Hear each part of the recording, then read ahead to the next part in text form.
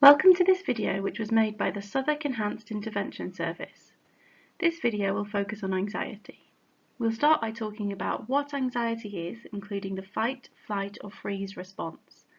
We'll then talk about anxiety in learning disabilities and autism, specifically what this looks like, why anxiety might cause behaviours that challenge, and how you can support someone with anxiety. Firstly, let's talk about what anxiety is. Anxiety is a natural human emotion that can affect anyone. You've probably experienced feeling anxious at some point in your life. For example, feeling worried and anxious about sitting an exam, having a medical test, or going to a job interview. As well as this chronic anxiety or worry, it's also perfectly normal to have an anxiety response to a threat or a perceived threat. For example, if you are walking alone at night and you hear a loud noise. This is an evolutionary response known as the fight, flight or freeze response. It's our body's alarm system telling us that we may be in danger and that we need to go into survival mode. So let's look at this response in more detail. When a person is faced with a threat, their brain's frontal lobe, which is the logical part, goes offline, and their limbic system takes over. That's the emotional part. Their body's sympathetic nervous system, which is a bit like the body's alarm system, stimulates the adrenal gland, which releases hormones into the bloodstream, including adrenaline. These hormones cause several physiological changes in the body to prepare the body to fight the threat, to run away or flight, or to stay very still, freeze. Some of these physiological changes are noticeable, but others are hidden. When you felt like this, you probably noticed your heart beating very fast. Your breathing quickens, you feel shaky and tense, and you might feel the need to go to the toilet. You might not have noticed that your pupils dilate, your digestion slows or stops, and glucose is released so that you've got energy. This is because our brain is getting ready for action. When we have the fight or flight response, it's common to fear that you might have a heart attack or faint. But it's important to remember that this response is perfectly normal and is actually a very helpful reaction, as it's designed to keep us safe from harm. When we faint, our blood pressure drops suddenly. However, during fight or flight, our blood pressure goes up. As such, it's extremely unlikely that you'll faint when you're in fight or flight. When you're in fight or flight and feel very anxious, it's common for you to feel like your anxiety will just keep going up and up. But it's important to remember that it will always come back down. You may have heard of exposure. This is when you stay in the feared situation rather than running away and wait for your anxiety to come down naturally, which it always will. The more you are exposed to a feared object or situation, the quicker your anxiety will come down, until eventually you should feel very little or even no anxiety at all. Having a learning disability and/or autism means that someone is more likely to feel anxious for various reasons. For example, difficulties in communication and making their needs known, difficulties in theory of mind and struggling to understand others, a predetermined biological basis where some individuals may have a dysfunction in their limbic system or with behavioural inhibition, difficulties in social understanding and skills, difficulties in social imagination, whereby they cannot predict what will happen next, more negative life experiences, such as being a victim of bullying or victimization. And all these things mean that they are more likely to trigger anxiety. Common triggers include strangers, feeling ignored, waiting, capacity, change, sensory overload, pace, and any other thing that makes a person feel anxious. For more information on these, please refer to our Family Carers video on understanding learning disabilities and autism.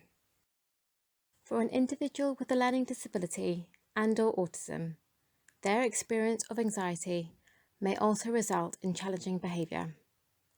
It may not be obvious that the person is feeling anxious. However, let's think about this in some more detail. Have a think about the person you support. What behaviours that challenge might you see? What triggers these behaviours? How do they show that they are anxious? Take a few moments to think about these questions. You can pause the video now if you prefer and restart when you have had enough time to think about these questions. Some of the behaviours we often see when people are anxious are pacing, verbalising, for example, shouting or saying words, changes in facial expressions, ordering or displaying rituals, excessive eating or drinking, stimming, such as rocking, flapping, tapping, or flicking, self-injurious behaviour, such as hitting, headbanging, biting, or skin picking, damage to property, for example, throwing items or breaking items, physical aggression to others, such as hitting, biting, or kicking, and asking repetitive questions or saying repetitive words. But remember, the person you support will display individual behaviours that are unique to them. For example, they may verbalise by saying a specific word to indicate that they are anxious, or display a certain form of stimming or repetitive behaviour, such as eye poking or tapping their ears. We might know or guess that these behaviours mean that the individual you are supporting is anxious. That means that we know that the main function of the behaviour is to escape from this anxiety. But it's important for us to try and understand what specifically they get from the behaviour, so that we can A, support them to reduce their anxiety, and B, try to minimise the anxiety in the future. To do this, we need to remember that the behaviours are a form of communication. So don't be afraid to question yourself by saying, what are they trying to tell us, and what are they getting from this behaviour?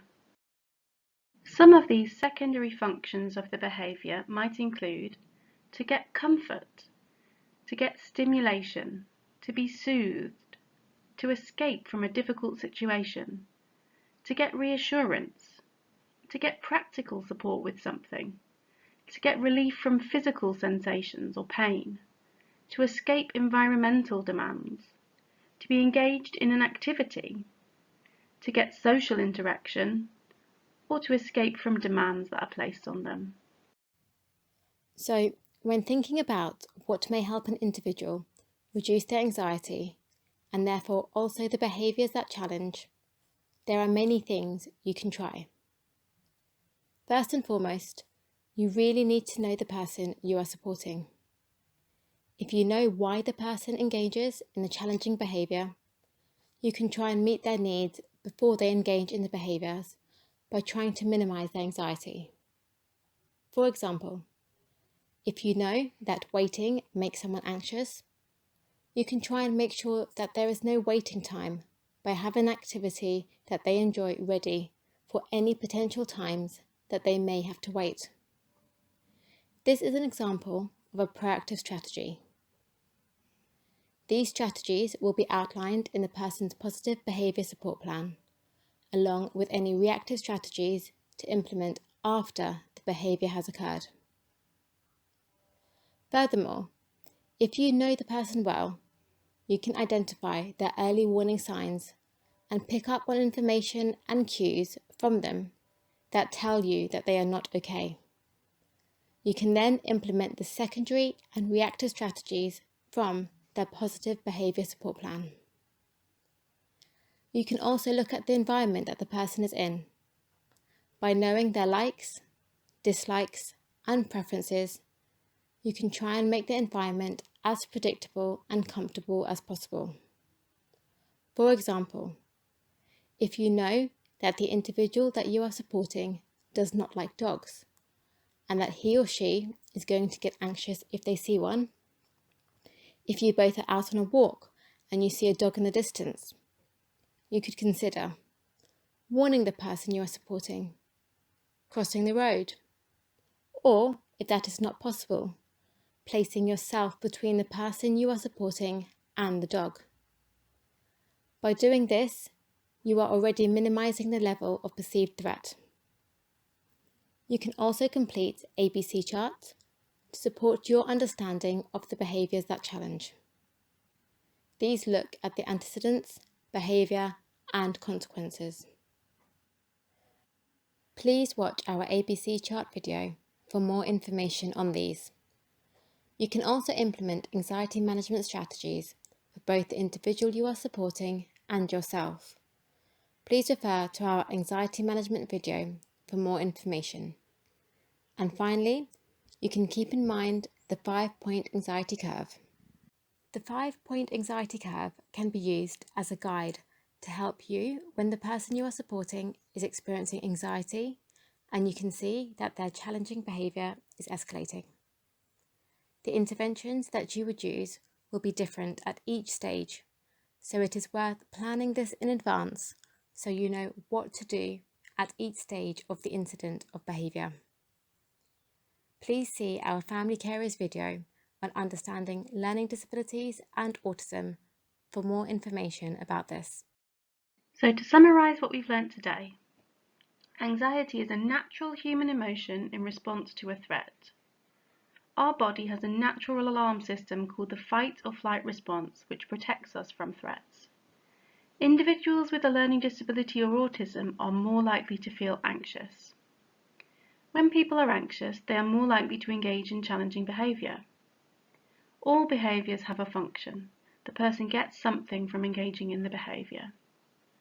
Apart from escape from the anxiety, it's important to try and understand what the person you are supporting gets from the behaviour. There are several ways that you can help the individual you support when they are anxious. These can include using strategies within the PBS plan, using anxiety management techniques, and thinking about the 5-point check-in. This video is brought to you by the Southwark EIS. Thank you for watching this video. We hope you found it helpful. If you'd like any further information, please do not hesitate to contact us.